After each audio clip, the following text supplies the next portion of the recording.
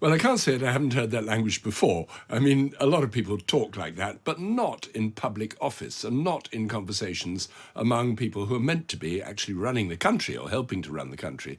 It's childish, it's silly, it's unnecessary, it's insulting, and it's alienating. And you're never going to get some kind of agreement on what to do if you start insulting people in these such crude and stupid terms. Yeah, it's bonkers, isn't it, for some of the most intelligent people in the country, trusted with running our response to a huge worldwide pandemic, to be using language like that.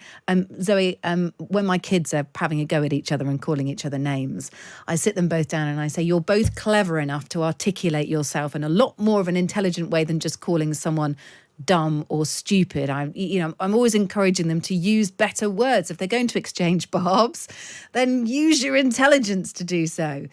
Something not really advocated, it seems, by Dominic Cummings, Lee Kane, or anyone else involved in some of the messages that we heard today. Well, I think this was absolutely, you're right. Of course, there are other words, and these are very far from effective terms in which to try to get anything done.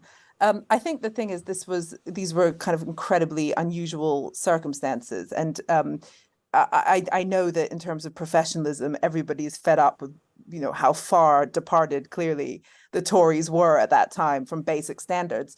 But not only that, but keeping to their own rules. But I do think there was a certain kind of pressure cooker environment that explains a little bit maybe of why some of that language ran away with itself. Also, the fact that it was private communication.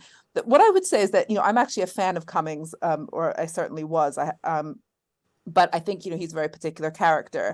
I can't help but wonder if women would feel as comfortable using that kind of language in professional settings. Maybe some have and do, but I think it sort of seems to go against everything most people, I would have thought men as well, are taught in terms of how to conduct yourself if you want to be effective, not be perceived as emotional, not be perceived as hot under the collar and stuff like that. And maybe that's something women worry about more. So I did immediately think, maybe there's a gender angle to this. Yeah, I mean, one of the reasons that Dominic Cummings was interrogated today was over whether there was a misogynistic culture at Number 10.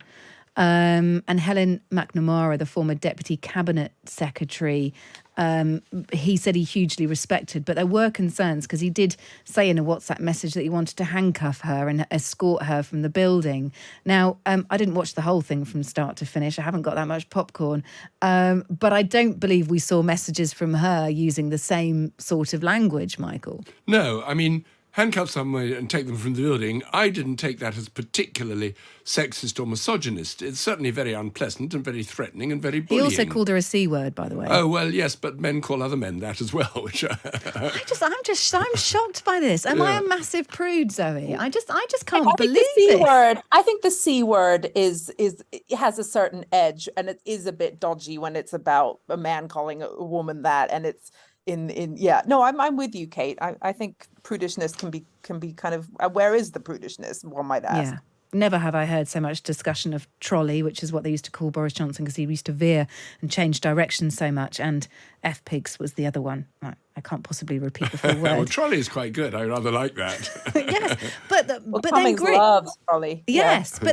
but that's a great example of how you can be funny and clever with your insults, right? Yes. And we like the trolley. On a more serious note, there were some very damning bits of evidence heard today, especially from the publications, a diary of the chief scientific advisor, Patrick Vallance, which has said that this is what his diary says. He accuses Johnson of wanting to let old people get the virus in December 2020, so kind of pretty late on into this, really. When many had already died, Vallance accused Johnson of being obsessed with older people accepting their fate. I'm going to go to the older one of us for this one. I know who that is. Sorry, Michael. How old are you? I'm 70, nearly 79. Right. So you would be in the firing line. I was in the top list. I was for the ones for the, extinction straight away. But How do you feel about this? Well, I got it right at the beginning, and I got it extremely mildly. I got it before lockdown, very mildly, but that gave me immense confidence because I was then immune, as I thought, for the rest of the time until the vaccine came along, which then, I got early on. So it didn't particularly affect me, but I do know people who did suffer and died, and that is terrible. And I think that's pretty heartless to say, well, they're going to die anyway. Yes, of course, people are going to die. They die of flu. Lots of people die of flu, and that is pretty dreadful. But you don't just do it as a statistical thing, saying, well, let's forget about them. They're likely to die anyway. That's just heartless. That's not what a caring society should do. Let's move on to the sort of chaos at number 10. That was one of the pictures sort of painted here, that Boris Johnson was not the right man for the job, said Lee Kane. Number 10 appeared to be chaotic. There were criticisms there of the dysfunctionality in number 10. I think I would sympathise with the view that this was entirely the wrong crisis for him. And I know that that's not an excuse for the hideous management of everything, but it was just a kind of really unfortunate, Theresa May would have been much better for this than he was. But yes, he completely bungled everything. What jumps out at me, though, is, what we've been having since COVID is this almost obsessive conspiracy theorizing about Britain's lockdown, and the idea that it was this kind of concerted idea that the government carried out in order to squash erode civil liberties and squash freedoms and destroy everyone's life. And look at now what's happened. Obviously, we have all these terrible knock-on effects with medicine and so on. And yes, you maybe could argue, if you want to still hash that out about whether there should have been a lockdown or not. But it's interesting when you see the chaos and the way that the decision came about, which arguably, as we are hearing from all the medical experts, was way too late. Very different from what all the lockdown skeptics say, was that we were racing into it. We shouldn't have done it. We were way too heavy-handed. And so I think it should be a corrective to what's become an extremely pervasive idea that there was some sort of plot to impinge on civil liberties, because there clearly was no plot to do anything whatsoever. It was just, and that is, as you say, that's the kind of problem. I think, again, it was just I don't think any government really knew exactly what to do. I think what pains me is that I see no evidence whatsoever that we are learning from what happened with COVID, the chaos, the kind of horrendous things to do with PPE, everything mismanaged. Contact tracing, complete ridiculous farce.